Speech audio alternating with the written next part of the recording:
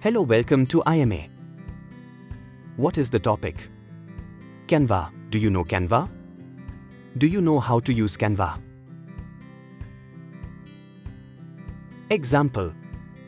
Canva can be used to create posters, social media, wedding cards, etc. Creating a design on paper is not needed. The design is already created online in Canva. Just send it to them directly and keep it simple. Are you interested in learning Canva? Please join the online class. I will teach you. Let's get ready. The online class will be held on 18th January from 6 p.m. to 7 p.m. in the evening. Where can you apply? Please find the link to the Google form below in the description, where you can fill out and submit your details. Thank you for watching.